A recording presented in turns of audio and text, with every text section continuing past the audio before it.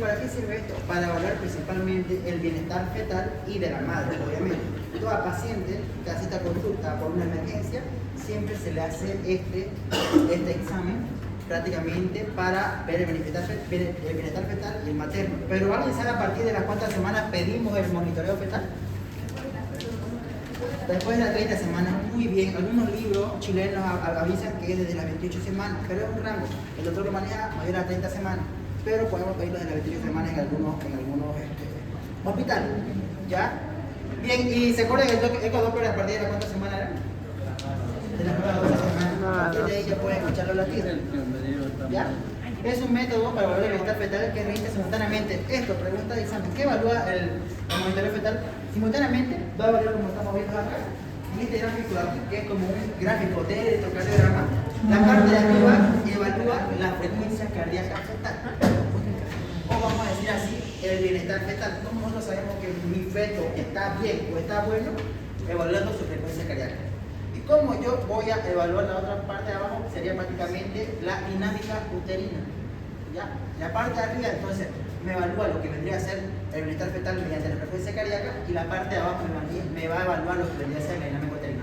Ambos me hacen el monitoreo fetal. Bien, se usa para evitar hipoxia fetal y decidir conductas oportunas. ¿Por qué es muy importante esto? Porque cuando mi parto se va a adelantar, ya recordemos muy bien cuando hablemos de la amenaza de parto prematuro, más adelante en el segundo parcial, vamos a hablar de los rangos, pero cuando es menor a 37 semanas se adelanta la amenaza de parto prematuro, lo que tenemos que evitar prácticamente es que mi feto entre en sufrimiento fetal. ¿Ya? Entonces para eso se utiliza este aro. Siempre toda paciente, se le llama aro por su caso, una paciente que tiene membrana rota, tiene factores de riesgo, ya se le considera aro. ¿Alguien sabe qué significa aro? Paciente de alto riesgo obstétrico. Esa es una paciente aro. ¿Ya? En todas las rotaciones de ginecología en cualquier hospital hay sala de hidratación, sala de emergencia, aro y piso, ¿ya? Y consultorio. ¿Ve? La siguiente. Entonces, ¿se acuerdan que evalúa el monitoreo fetal, chicos? Frecuencia cardíaca y la dinámica Esta es una uterina. barriguita de una gestante, ¿ya? Esta es la barriguita de una gestante. Existen prácticamente dos sensores que prácticamente me registran la actividad que le dije. Este azulcito se llama toco. El toco me evalúa prácticamente esto de acá abajo, la dinámica uterina. ¿Dónde se pone el toco?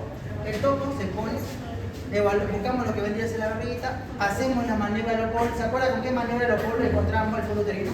La primera maniobra. Con la primera maniobra de Leopold ubicamos lo que vendría a ser el fondo uterino. Entonces agarramos, hacemos un manual, buscamos el fondo uterino y prácticamente vamos a sentirlo ahí. Cuando sentimos el fondo uterino, bajamos más abajito, unos 2 o 3 dedos, por ahí vamos a sentir una parte dura, prácticamente en la parte del medio del tronco del porque ahí, si se dan cuenta de este dibujo que les esquematicé, al contraerse el músculo, el útero prácticamente, esto hace que haya una fuerza y choque la presión aquí al medio, y prácticamente esa presión se registra aquí, bien al medio la presión verdadera, lo que vendría a ser la contracción uterina. Por eso lo ponemos al medio. De nada me sirve que lo ponga acá o acá, porque solamente me va a registrar de un solo lado. Lo que yo quiero registrar es de toda la dinámica uterina, ¿ya? Entonces siempre es ahí. Y este aquí, que es el sensor fetal o del latido frecuencia cardíaca fetal, lo ponemos en el lado derecho o el lado izquierdo. Esto lo evaluamos mediante la segunda maniobra de Leopold. ¿Alguien sabe qué consiste la segunda maniobra de Leopold? La Bien, posición. es una maniobra que hace la segunda maniobra de Leopold, que es mi maniobra, que la hacemos de la siguiente manera. Una vez que hicimos la primera maniobra de Leopold de esta forma así, vamos bajando así, lateralmente, para buscar el dorso o la espaldita, por así decirlo. Si yo siento a este lado que por aquí está la espaldita, por aquí entonces va a estar el latido fetal, entonces yo voy ahí y pongo ahí mi sensor de latido fetal. Y va a empezar a tuc, tuc, tuc, tuc. Es como un Doppler, lo mismo que un Doppler, pero esto es del monitor. ¿Ya? Entonces, van a escucharlo ahí. Cuidado que confundan el sonido del latido fetal con qué podíamos confundir. Latido de la placenta. O el sonido de la placenta. ¿Ya? El sonido de lo que vendría a ser el latido fetal es bien agudo, es tuc, tuc, tuc. El de la placenta es como si fuera una cañería que entra y sale sangre. Eso vendría a ser la placenta, entonces hay que tener mucho cuidado. Entonces de esta forma, si fuera aquí, ¿qué pasa si yo lo pongo aquí? Aquí lo ponemos el sensor. ¿Qué dorso es? Izquierdo. Es izquierdo, muy bien. Izquierdo. Es un dorso izquierdo. Y muy aparte de eso, si yo hablo de la tercera maniobra, ¿Qué presentación es? Cefálica. Muy bien cefálico, porque hay que suponer que aquí está la espaldita y por aquí va a estar la cabecita. ¿Me entienden, no? ¿Y qué pasa si creen? Yo lo pongo y aquí encuentro el arterio cariofetal. ¿Qué dorso es y qué presentación es? Es podálica y es del dorso derecho. Muy bien, para eso me sirve entonces lo que vendría a ser el sensor del arterio cariofetal. Y esta, ¿dónde se va a registrar? Se registra aquí, en la parte de arriba. Se registra así. Así como un papel prácticamente milimetrado, y prácticamente así se mantiene constante. Cuando el monitor está así, no hay mucha variabilidad, por si acaso, que se llama variabilidad. Quiere decir que hay alguna alteración, una de las dos, que la madre disminuyó la glucosa, no ha comido nada, y pues bueno, se le pide siempre a la paciente que vaya y que desayune antes de hacer el monitoreo para ver si realmente está reactivo o no, porque tampoco puede estar así, tiene que haber siempre un poquito de actividad, ¿ya? Para considerarlo normal. Bien, entonces, ¿cuándo se usa? Anteparto, un embarazo de alto riesgo, como le dije, aro, disminución de los movimientos fetales, a partir de lo cual presenciamos o percibimos los movimientos fetales. Bien, ya. ¿Quién dijo primero? Ya lo notan ahí. Preeclampsia, ¿quién dijo? Ya, diabetes, pacientes posteriores cuando son mayores a 42 semanas. Intraparto, ¿qué quiere decir? Mediante trabajo de parto, que es muy importante que tomemos en cuenta en el trabajo de parto, puede existir muchas complicaciones. Lo que más tememos es la hemorragia. ¿Alguien sabe cuánto se pierde en un parto normal? 500 y 1000 Entonces, ¿cuál es mejor? Parto normal. Muy bien. Entonces, cuando hay alteraciones del parto y vemos que ya no puede, digamos por ejemplo una dilatación de 2 o 3 y vemos que no dilatan más, pero ya hay botamiento, ya hay prácticamente modificaciones, ¿no? Pero no avanzan más, entonces ya vamos a buscar otras alternativas como por ejemplo una conducción o una inducción, en este caso, que son dos términos muy distintos. Utilizamos el uso de oxitóxicos, que es 10 unidades internacionales, ya el uso. Rotura prematura de membrana. ¿Ya? La rotura prematura de membrana, la principal causa, ¿se acuerda cuál es la principal causa? De infecciones urinarias. Por eso siempre a la paciente se le pide que constantemente asista a la consulta y se le hace lo que vendría a ser un examen físico, se le hace incluso se le puede hacer un Nicolau para poder ver colposcopía, para poder ver si hay una secreción blanquecina. Generalmente las 3 infecciones que más afectan durante el embarazo es Gardnerella vaginalis, Trichomonas vaginalis y Candida albicans. Son las 3. Siempre tenemos los tratamientos que destruir las 3, pero si ya han avanzado bacterias, se van a dar cuenta que una es más lechosa, una huele más a pescado, otra más a amarillenta, entonces ahí van a darse cuenta. Pero generalmente quiero que sepan que en la embarazada generalmente es trichomona. Ya, bien. Fiebre materna. La fiebre materna, quiero que sepan qué pasa con la fiebre materna.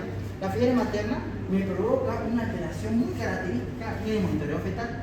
La frecuencia cardíaca fetal del paciente, por ejemplo, la paciente chikungunya o con dengue, la frecuencia cardíaca fetal se mantiene arriba de 160, 170. Entonces, ¿qué me indica eso? Que su frecuencia cardíaca está aumentada. Eso quiere decir que hay un sufrimiento fetal. Estamos exigiendo más demanda de corazoncito de lo que vendría a ser mi feto. Entonces, ¿cuál es la complicación? Que yo un punto, metamisol, muy bien, el metamisol de 1 gramo lo utilizan endovenoso. ¿Ya? Eso principalmente. Metamisol para la fiebre. Peconiado, van a ver sanas, van a ver ustedes lo que son post-términos, ¿ya? Síndrome de líquido amniótico, ¿ya?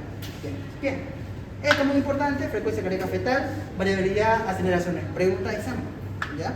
Cuando hablamos de la frecuencia cardíaca fetal, vamos a hablar de lo normal, lo fisiológico, tiene que estar entre 110, por así decirlo, hasta máximo 160. Algunos libros mencionan que es 120 a 160 el parámetro. Otros libros chilenos o brasileños hablan de 110 como mínimo. Si es menor a 110, estamos frente a una taquicardia. Si es mayor a 160, una taquicardia. Lo normal entonces es, podemos poner un rango 110, 160. ¿Ya? Bien, si ponen 120 igual está bien. ¿Ya? Pero si le preguntan lo mínimo admitido es 110. ¿Ya? Variabilidad, si hay 0, si es mínima, tiene que haber variabilidad entre 5. ¿A qué se refiere? Que haya variaciones de la presión entre 5, por ejemplo, si está en 130, ya tiene que estar de 135 hasta por ahí más o menos, no tiene que haber más variabilidad en la frecuencia cardíaca fetal. Y marcada cuando ya hay variaciones de mayor a 25 o entre moderada entre 6 a 25. La variabilidad moderada es prácticamente un feto bien oxigenado. Si está entre 5, se mantiene así prácticamente en la moderada. Máximo 25 de variaciones entre la frecuencia cardíaca fetal está bien. Pero si está mayor o está menos, como por ejemplo aquí, quiere decir que está alterado. Bien, tomamos en cuenta siempre eso. Ahora, refleja prácticamente la integridad del sistema nervioso autónomo del feto, por eso es muy importante. ¿Qué pasa con las aceleraciones? Es cuando hay aumento de mayor a 15 latidos por minuto por 15 segundos. ¿Ya? Puede ser un buen signo, indica el mental fetal. Esas son las aceleraciones. ¿Ya? Estas son las aceleraciones. Y cuando está bajo, se llama desaceleración. O sea, es normal que haya aceleración. Eso me indica prácticamente que siempre tiene que haber una alteración. No puede estar así porque me dice que no hay una desaceleración temprana. Como estamos viendo aquí, esta es una aceleración de prácticamente, y esta es la contracción. ¿Por qué se produce esta? Porque al contraerse hace que disminuya la frecuencia cardíaca fetal. ¿Ya? Eso es muy importante. ¿Qué me indica esto? Pues, prácticamente que hay una compresión de la cabecita y no es patológico. Es normal ya que no está encajado prácticamente. La tardía aparecen después de una contracción. ¿Qué quiere decir? Después de la contracción aparece esta. Esa ya sería la tardía, la tipo 2. Prácticamente, ¿qué me está indicando? Que hay una insuficiencia uteroplacentaria. Están disminuyendo el paso de oxígeno normal, de sangre con oxígeno. ¿Ya? Y me indica que hay un signo de hipoxia y tenemos que estar alarma. Ya puede ser una indicación de que de una vez metamos a la paciente a una cesárea. Bien. Y las variables que son de forma irregular, que esta me indica, esta más grave, cuando hay compresión del cordón. Cuando está apretado el cordón, obviamente hay disminución de flujo, entre otras cosas, y eso se grafica así, de irregular. Igual puede coincidir, como no, con lo que vendría a ser las contracciones. Bien, aquí podemos ver categorías, ¿no? En la base 1, categoría 1, línea de base 110, 60 por latido por minuto, no hay desaceleraciones cuando están normal. 2, línea de base, taquicardia o bradicardia puede haber, no son recurrentes más de 2. ¿Ya? Categoría 3 es riesgo. Línea de base no hay variabilidad, ¿qué quiere decir? Esto que no hay variabilidad. Así como están viendo estos pequeños gráficos. ¿Qué quiere decir? Que está muy disminuida la actividad de ese feto. ¿Ya? Y hay que, por eso siempre como le dije a la paciente que viene a hacer su monitoreo fetal y sale así. ¿Qué quiere decir? Ah, no está variable, no es actividad. Entonces le digo, señora, desayunó primeramente. Desayunó, no, entonces vaya a comer algo y viene y vuelve. Ya vuelve y ya está normal. Así. Y eso prácticamente, ¿qué me indicaba entonces la parte de arriba? ¿Le puede sacar la café de la parte de abajo? Dinámica. Es una contracción. ¿Bien? Bien. Actividad uterina, la frecuencia tiene que ser entre 3 a 5 contracciones por 10 minutos. ¿Ya? Como estamos viendo aquí, puede haber una, pero lo más ideal cuando ya vamos a ver que está en trabajo de parto, puede entre 1, 2, 3, hasta 5 por 10 minutos. Quiere decir que ya está lista para lo que va a ser un parto normal. Entonces hay que tenerla. Ya, y siempre tomamos entonces la cuenta de la duración, que son de 40 a 60 segundos, y el tono basal normal entre contracciones, que quiere decir que este es el tono basal normal. ¿Ya? Entre una contracción y entre otra ya pasa. Nunca casi sostenía, cuando sostenía hablamos entonces de una alteración. Bien, eso es todo sobre el monitoreo fetal. ¿Está bien?